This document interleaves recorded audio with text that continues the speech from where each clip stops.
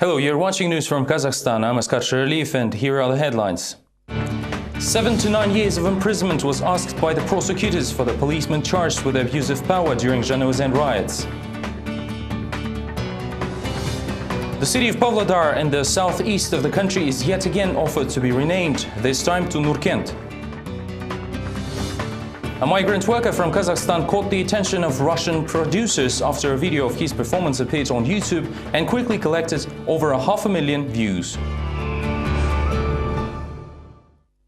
Argument hearing on the case of 5 policemen charged with severe power abuse started in Aktau on Thursday. Officers' actions during the Zhanaozen riots resulted in death of several civilians. After reading the indictment, the prosecution asked for 7 to 9 years of minimum security prison with a further 5-year ban on the employment in state institutions. More details follow.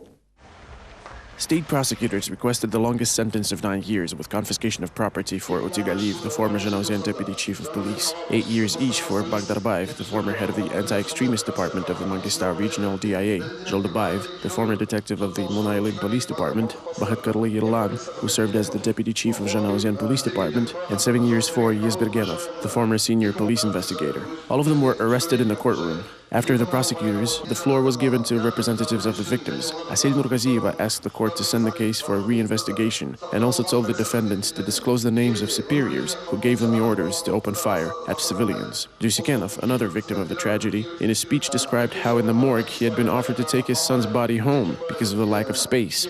The families of those who died on December 16th also spoke at the trial on Thursday. When last word was given to the defendants, they denied their guilt and asked the court to deliver a fair judgment. Defendants said their goal was not to kill, but to ensure public order on the day when they came to the square. Meanwhile, in Shetpe, another settlement at the heart of the recently completed riots trial, the family of Mashrupovs is still unable to receive the promised by the state financial aid of $3,000. This amount had to be paid to victims who received injuries during the dispersal of protesters by the police in the days of the December unrests.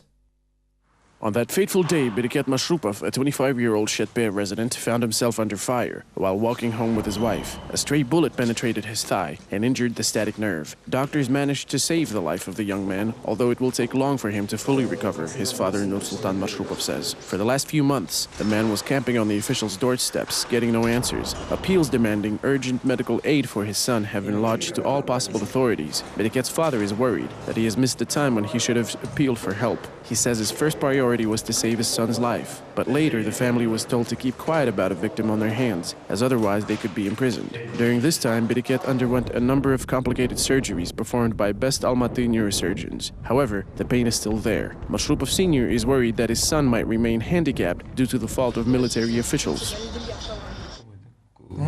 My right leg still hurts, especially the sole of my foot when I step on it. Doctors say it requires massage and injections. The medicine is very expensive. We spend around $30 to $40 to buy it. My son became handicapped all for nothing. When he underwent his first surgery in Almaty, doctors said it would take years to fully recover. He would be limping for a minimum 1.5 years or 2 years. Because of the injured nerve, his left leg is completely withered. No one helped us. The government promised to help the victims. However, we did not get anything from them. Neither did the victims from Shetpe. I appealed to the independent committee led by Ozganbayev, and they said they had the money and promised to help. Well, I'm still waiting. Amnesty International noticed in its annual report that Kazakhstan law enforcement continue to actively use torture, pressure, threats and intimidation as part of their work. This happens despite state authorities declaring their intention to eliminate said problems. However, Kazakhstan is not the only country in the CIS where human rights are being ignored, as the authorities in almost all post-Soviet states demonstrate similar ignorance to human rights and citizens who oppose the policies of the state, indicates the report. The 300-page document describes in detail the outrageous facts of human rights violations in 50 countries worldwide. Kazakhstani law enforcement exceeded acceptable force to disperse the mass protest actions during the strike of oil workers. Dozens of protesters as well as their supporters, trade unionists and opposition activists were arrested. At least 16 people were killed last December in clashes between demonstrators and police. The authorities forcefully returned asylum seekers and refugees to China and Uzbekistan, despite the protests of international community and UN intervention. Assistant Secretary of State Robert Blake held a Facebook Q&A session for citizens of Kazakhstan. The main topic discussed was the US policies in Central Asia. Internet users primarily asked questions about drug trafficking, arrests of opposition leaders including Vladimir Kozlov, and also why the State Department chose the silent stance in regard to the events of December 16 and trials of oil workers in Aktau. The US regretted the outbreak of violence in Zhanaozen. We continue to urge the authorities in Kazakhstan to take all necessary steps to ensure that this and other trials are conducted in accordance with international standards of due process. Well-known journalist Lukpan Akhmedyarov is preparing to meet with his Russian colleagues. In Moscow, they will discuss problems of freedom of speech as well as the assault which almost killed the Uralsk reporter. At the moment, Akhmedyarov is still undergoing treatment, thus limiting his involvement in active public life. But the reporter still monitors the trials over the Zhanaozen and Shetpe riots via the internet. I don't believe it will be a fair trial that would set everything straight and tell people the truth. What do we normally expect from justice? That we would hear the truth. This is the main factor, and it won't be taken into account during the trials. The judges are not interested in telling us the truth. They will not be disclosing the names of those guilty. They have an opposite task, and they are doing their best to fulfill it. As was reported earlier, on April 19th, the Uralsk journalist was brought to a hospital with severe injuries. The assault caused an uproar from general public and international organizations. Lukpan Akhmedyarov believes that the attack has to do with his professional occupation and also with the fact that he is the head of the dissenters movement in Uralsk. The activist will not be able to take part in the upcoming protest scheduled for June 2nd, as he returns to work only in 4 months. However, Akhmedyarov is ready to speak his mind even now, and one of the things he wants to touch upon is the Memorial Day for the victims of political repressions, who are often remembered due to persecution of dissenters in present-day Kazakhstan. The situation in Kazakhstan is rather unique. For one thing, the country is marking the Memorial Day for the victims of political repressions, and at the same time, Kazakhstan is a state where political repressions are common even now. I think we need to remind Nazarbayev that he lives at the expense of our taxes and he is accountable to us. To plant trees and clean up instead of protesting, propose Almaty public activists. During a recent press conference in Almaty, they declared that building civil society should start with actual good deeds. It should be noted that the event was preceded by an invitation which read, "Life will get better not with the president's resignation or opposition leaders' political calls, but with the increased awareness of the average Kazakhstan citizen." The statement caused some media attention, but the awareness-raising recipe appears to be quite simple. First, citizens should collect garbage in the mountain area. After all, people enjoying life in a clean environment is indeed a good start. Participating in rallies, shouting about the things we don't like, and blaming authorities for everything will not bring any changes for the better. There is no point saying that everything will suddenly improve once Nazarbayev resigns. Change in power will not actually change life for the better in our country. So today we have gathered here to appeal to the people to change themselves first, rather than trying to change everything around.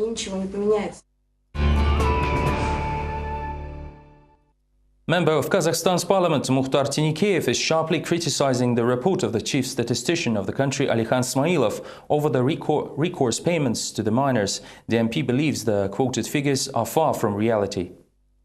The conflict between the MP and the head statistician started a month ago when the official was nicknamed a cabinet boy for his excessively rousy reports, in particular regarding the lack of price hikes. In response to the MP's grumblings about the miners' low wages, Smailov proposed Tinikeyev to go down and shaft himself. On Thursday, Tinikeyev declared that factories mentioned in the head statistician's report were in fact open cast mines and ore mills where average salaries equaled only $474. In other words, Smailov and his subordinates did not account for actual mine enterprises when determining the level of recourse. After all, the average salary at ArcelorMittal is $1,300. The MP is convinced that the agency manipulated these numbers to save money on recourse payments. Numbers dictate that the coal industry boasts a salary of $474 on average. So based on that, employees should receive the 50% recourse payments in the amount of $237, while at Arcelor, where the wages are set at around $1,400, this number should be about $650. One of the readers of the newspaper Respublika informed the publication that Kazakhstan's oil prince and Nursultan Nazarbayev's son-in-law Timur Kulibayev has been placed under house arrest in Almaty. However, the National Security Committee has already refuted this information. We don't have any information confirming that Timur Kulibayev is held under house arrest by Kazakhstan intelligence. Let me assure you that this is just misinformation. Kazenergy Association headed by Kulibayev clarified that the chairman is actively taking part in the International Economic Forum and his arrest is nothing but a rumor. Later referring back to Kazenergy, Tengri news agency reported that Kulibayev held a series of forum-related meetings in Astana. His arrest is just misinformation. First of all, he is registered in Astana, and second, he has been participating in the Astana Economic Forum for the past 2 days. Nishinkul Tiliuov, the deputy head of Saragash district in South Kazakhstan, has been detained on charges of alleged bribery. The official was arrested by the Department of Financial Police for South Kazakhstan region. The charge is obtaining money through fraud and abuse of trust. According to information from the financial police, the deputy head of administration was given money to lobby the decision of allocating 5 hectares of land to a resident of the region, charging around $5,000 for his services. Tiliuov is also in charge of territorial land plot issues, although all decisions regarding land must be taken by the entire board. A criminal case has been brought against Tiliuov based on the fraud charges. The investigation is now underway regarding the procedural decision. On the run-up to June 4th, Kazakhstan's National Symbol Day, members of Kazakhstan's parliament began working on installing a respectful attitude towards the national emblem, anthem and the flag. Punishment for their abuse will soon be stepped up after the MPs introduced several law amendments on Thursday. Vandalism of state symbols, along with the increased fines, may be now prosecuted under criminal law. Such is the response to a whole list of recent scandals. The most memorable incident happened during Kuwait's World Shooting Championship, where during the medal award ceremony, a parody from Borat was played instead of the real Kazakhstan anthem. Recently, there was an incident, if I remember correctly, during a voluntary cleanup day, where trash was carried out in a flag. This is vandalism, punishable by a 1-year imprisonment. If this law is adopted by the parliament and signed by the president, then this norm will start working. Patriotically minded MPs have voted for the amendments without any second thoughts. The only thing they were puzzled by is how to deal with the foreign manufacturers that supply distorted symbols into the country. Kazakhstan's symbols are also produced by foreign companies. If, for example, the symbols commissioned by state authorities in China are not meeting the standards, how should we handle this situation? Without thinking too long, the official suggested that the responsibility should be with the Ministry of Industry and Innovative Technologies, and if there are violations, then state officials who commissioned the defective symbols are to blame. This particular issue seemed to stem from the open sale of Chinese-produced underpants with Kazakhstan's national emblem. The MPs take this rather personally, as a real blow below the waist. They believe that promoting respect to state symbols and developing patriotic feelings must be done in a different way. However, former presidential candidate Kazakhstan Kaysarov does not see anything serious about this. Take the United States, for example. They put their flag everywhere. T-shirts, underpants, baseball caps, anywhere. This is how they show their love for their country. Kazakhstan Kaysarov believes such tremulous treatment of state symbols by the MPs is rather ridiculous. He even gave an example while formulating his argument to the host of the discussion club Ayt Park, Nurlan Yerumbetov. A wind-torn flag will be naturally discarded, but following the MP's logic, this will be seen as disrespect of the symbol, actually punishable by imprisonment. The city of Pavlodar is once again offered to change its name. This time the suggestion came from the leader of the Association of Victims of Political Repression, Zhumabek Ashuli. In his opinion, the northeastern settlement needs to be renamed into Nurkent and the region into Nurark. Although the idea didn't receive any official support yet, while local authorities did not receive any written proposals, the city appears awash with rumors already. Pavlodar is once again offered to change its name. The initiator of the proposal is Zhumabek Ashuli, the president of the Association of Victims of Political Repressions. In his opinion, the administrative center of northeastern Kazakhstan should be called Nurkent, and the region itself Nurarka. The letters with public figures' proposal were sent to the president's administration, Prime Minister of Kazakhstan, as well as members of parliament. All names of settlements, rivers, and lakes remaining after Tsarist Russia and Soviet tyranny must be changed in accordance with the real history of our state. In this regard, on behalf of the National Association of Victims of Political Repressions, we propose to rename the city of Pavlodar into Nurkent, and the Pavlodar region, the administrative center of Saryarka, to Nurarka, in honor of the leader of the nation. Pavlodar journalist Fyodor Kovalyov believes that the idea of renaming Pavlodar does not make sense, the opinion he recently expressed in an article for the local newspaper. Kovalyov says that sooner or later the city will be given a Kazakh name, but the latest proposal with the president's name is nothing but toadying to the authorities. People who open such proposals for public discussion put the president in an awkward position. They seem to act with good intentions and bow before the authorities, but at the same time they place them in an awkward position. I believe that this unique social features may be related to the post-Soviet mentality or some sort of communist legacy. Здесь характерная особенность. Teacher Tursun Nasolbekova supports the idea to rename Pavlodar and the region. However, the choice of Nurkent and Nurarka as new names confuse her. Apparently, they give out the vibe of unnecessary sycophancy. It's a bit unpleasant, and it sounds more like a personality cult. Of course, we all respect Nursultan Nazarbayev, but love and respect for him should not develop into a cult. I think the president himself will be against it.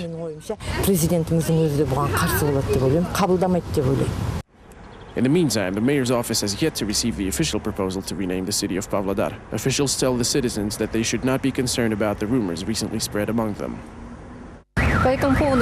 In this regard, I would like to say that as of today, the onomastic committee did not register the request to rename the city of Pavlodar. All requests are considered at the meetings of the onomastic committee, which is summoned once every 3 months.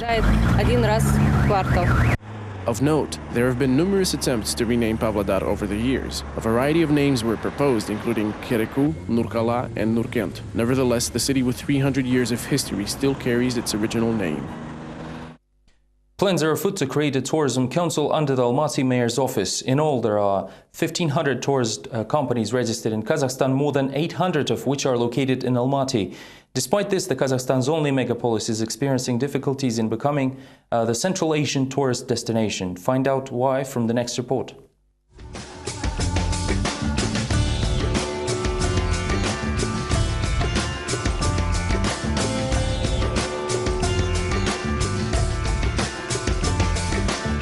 This ad is supposed to attract tourists to Kazakhstan. The video is running on the internet and Western TV channels. This is how the authorities are trying to improve the country's image, with a very attractive video invitation but nothing more. This is all the Almaty officials can brag about at the moment. Citing numbers and plans, they point out that the only megalopolis in the country is mostly visited by businessmen. At the same time, they fail to explain why the financial center has not turned into an attractive tourist destination. Due to its financial and economic significance, the city attracts a dominating number of visitors for business and professional purposes. At the same time, the number of tourists who come for leisure, recreation, and relaxation does not reach even 4%. It's just about 9,000 people. These modest statistics about the city's attractiveness for travelers does not prevent Mayor Ahmedjan Yusimov from stating that Almaty has all the conditions to become a tourist center, not only for the country, but the entire Central Asia as well. A lot needs to be done for this. For instance, the prices need to reflect the quality of services. Qualified specialists are needed. The visa regime should be simplified, as the current paperwork costs can vary from $59 to $400. And another thing, it is necessary to make sure that Welcome to Kazakhstan slogan resonates with those who interact with foreigners. The most attractive site for foreign tourists is the Green Bazaar. They love to go there, take pictures. Unfortunately, there are cases when the bazaar security personnel are very rude with the tourists and don't let them take pictures of the bazaar, stating some obscure terrorism threats as a reason. Kazakhstan cooperates with the World Tourist Organization. The officials promised that they would try to learn from their French and Austrians, and by the end of the summer develop proposals to restructure the system. They will also recreate some of the authentic sites of 1970s Almaty and improve the environment. To tell the truth, such promises were already given in 1998 when the Silk Road Development Program was adopted. However, as the recent mayor's report shows, the country did not manage to achieve a tourist boom. Internet users are actively discussing the achievements of amateur musician Muratbay Niyatullayev. The construct migrant worker from Pakistan found immense YouTube popularity after a video of him playing guitar was uploaded to the service. Producers from Russia are already trying to reach the amateur musician whose songs appeal to their tastes.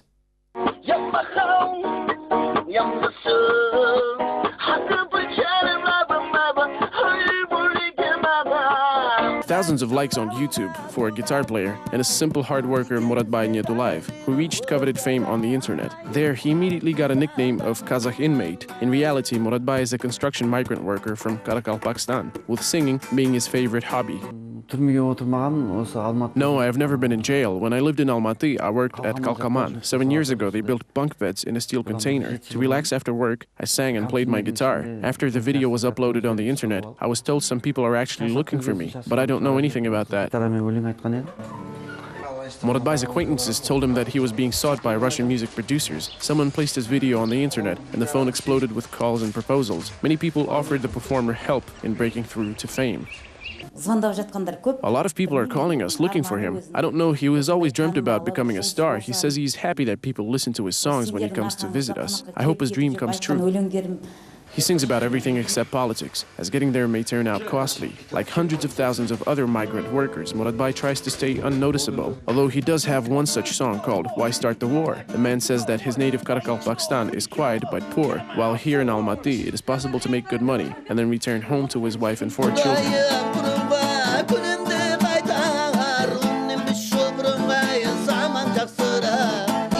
Muradbay has no musical education, and he does not really need it. It will not help in construction, and his performances are already professional as it is. Many observers compare Muradbay to another internet sensation Bay Murat from Tajikistan, who sings Bollywood songs. Bay Murat appeared on TV shows and even cameoed in a Timur Bekmambetov film. Seems like the guitarist/construction worker also has a good chance to rise up in show business.